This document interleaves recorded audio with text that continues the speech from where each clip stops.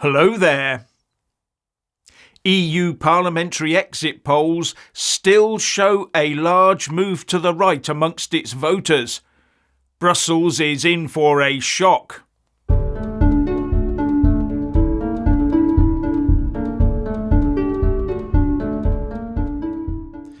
Now, I'm back in Dorset after a rather prolonged celebration of Richard's wedding to Deborah yesterday.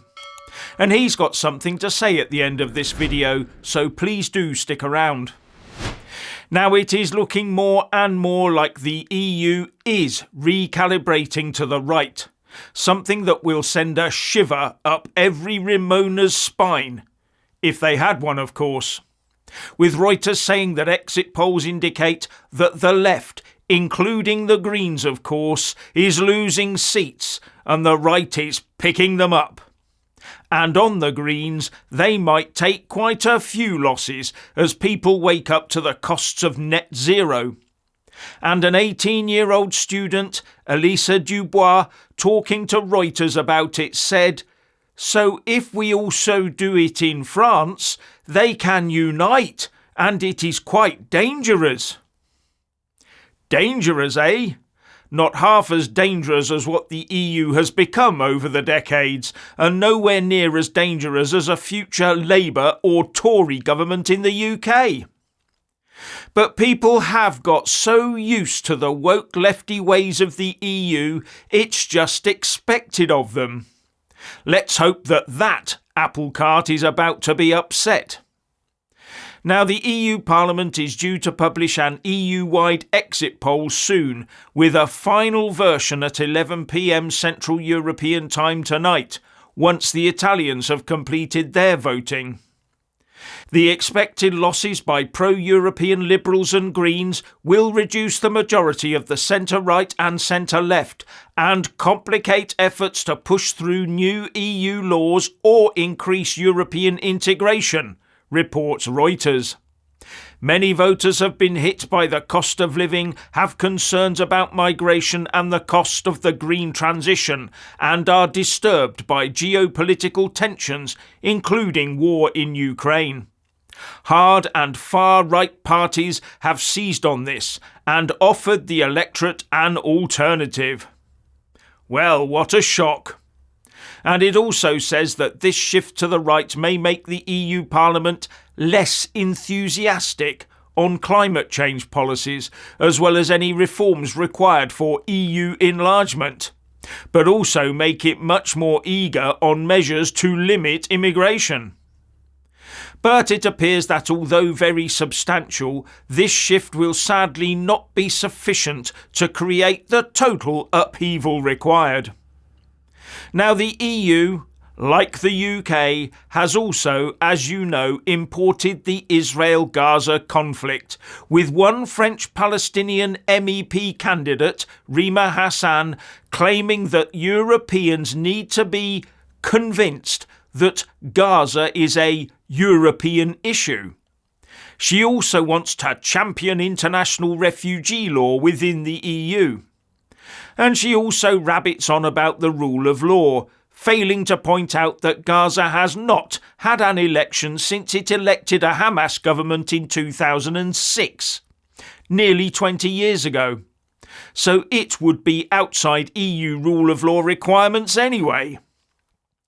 But she claims that as a Palestinian she's being downtrodden and censored in France, says Al Jazeera. 32-year-old Rima Hassan was born stateless in Syria, but arrived in France when she was 9 and became a French citizen when she was 18 years of age. And she now seems to be much more beholden to her past than with the country that took her in and helped her to become a potential EU Commission law rubber stamper on a massive salary and pension. Go figure. And I assume it would be redundant for me to point out she's standing for a left-wing party, the LFI. A left-wing party whose party president, Matilda Panot, called the October the 7th atrocities by Hamas and other groups an armed offensive by Palestinian forces. Yes, they have those people in the EU as well. Now, as it was his big day yesterday, I'll hand you over to Richard. Hello, and this is a quick video because I'm about to go off on honeymoon and yeah, this happened. And thank you for all the congratulations yesterday. That meant a lot to me, it really did. To us, I should say, my good lady and myself, my wife. Wow. Anyway, so here I am walking off my hangover and I wanted to have a quick chat with you because Jeff put up a video yesterday where he declared that he is standing in North Dorset for UKIP. Now, many of you think, UKIP? Isn't that vote splitting? Hang on, before I go any further, I am voting reform. Okay, that's a very important thing to add here at the start. Yes, I'm voting reform, but UKIP, I mean, what's the point in UKIP, many of you are saying? Well, there's something very important about UKIP that many of you may not know. That is, it has an incredible party infrastructure still there, okay? Personally, I think it needs a good rebranding if it was to do anything, but it serves as a backup party to reform. And that's very important because UKIP is a scaffolding upon which a new party could be laid. So it holds a great value there. And there are some incredibly good people within UKIP, and I know this firsthand. But is it vote splitting? Well, that depends where you think Reform are going to get in. Are they going to get in? Are they going to take every Tory seat? No. It's a select few they'll be taking, if they do take, and I hope they do. But then there's the question of trust. And you know where I'm going with this. A certain medical mandate was supported by the leadership of Reform. They seem to have somewhat backtracked on that. Okay, Farage himself said he wanted the rollout of a certain medical intervention to be overseen by Tony Blair. Okay, well, we'll forget about that and we'll forget about the party's position on certain medical mandates. But there's a few other things that I'm not too sure about. I have to ask myself, do I trust Nigel Farage 100%? No, I don't. But I'm still voting Reform. Why am I doing that? I suppose it's because there's an old romantic inside me that still wants to believe that the political system can and will be the answer to all our problems.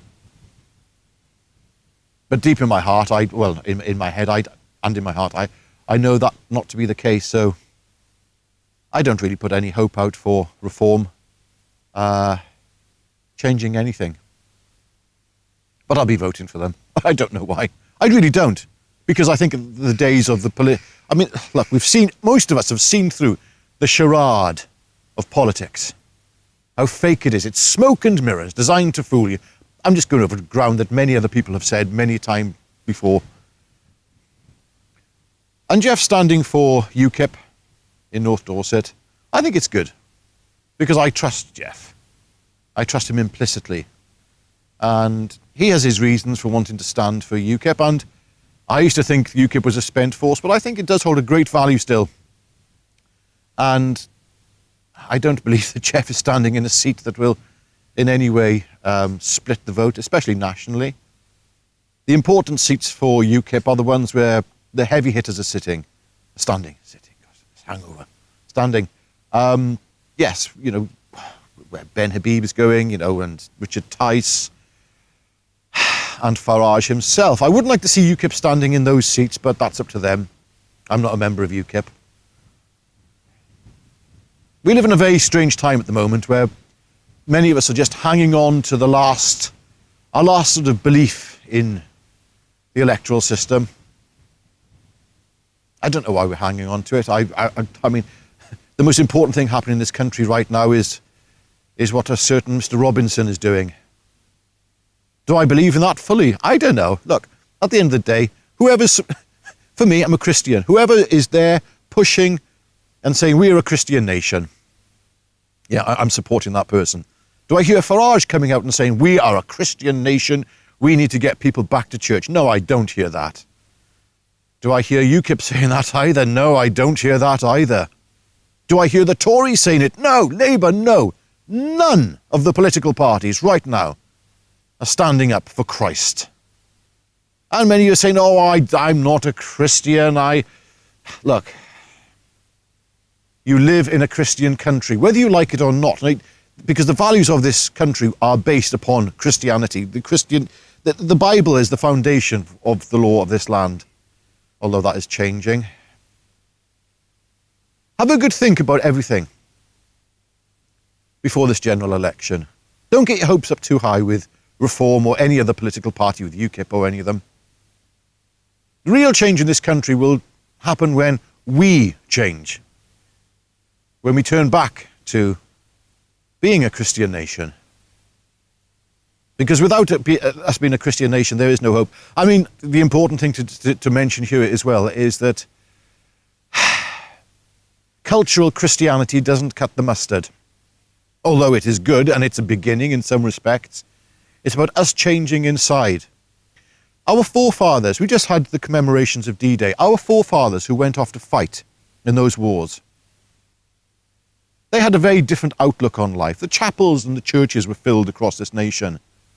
And they took their Bible very seriously. Some of them used to sit in those trenches reading the Bible in World War I, obviously not D-Day, but yes, people used to take their Bibles with them everywhere. And we have to remember that was not just the spiritual part of their lives, but also almost like their source of entertainment, because it was the one book which, it is a bestseller in case you didn't know. It was the one book that most people were familiar with. And people would sit around in the trenches when they were facing certain death, and they would talk about Christ. This is very important, people. This is very important. I want you to have a good think about and get perspective before this election. Who are we as a country? And also I want you to have perspective of where we are going with this movement that Mr. Robinson is pushing. Because I did hear him mention Christ quite a few times. And I think, okay, is this a sincere Christian belief? Or is this cultural Christianity? And we have to be very careful and very wary of cultural Christianity.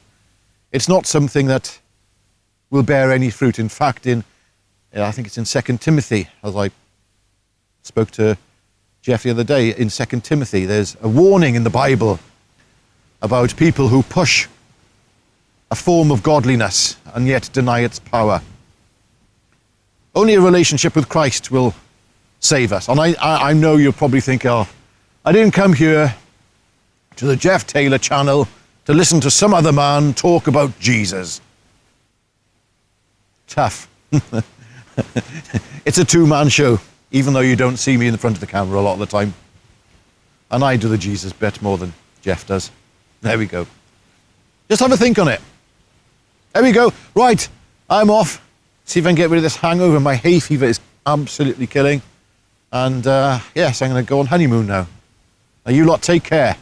And God bless you all, and have a good think about what's coming up in this general election and with what's happening with Tommy. And I hope to be there, actually. Sorry, I'm rambling on a bit more. I hope to be there at the next march in London. Fingers crossed. We'll see what my health is for that march. But yeah, fingers crossed. Anyway, you lot take care, and I'll speak to you soon. And God bless. And get to church. Bye now.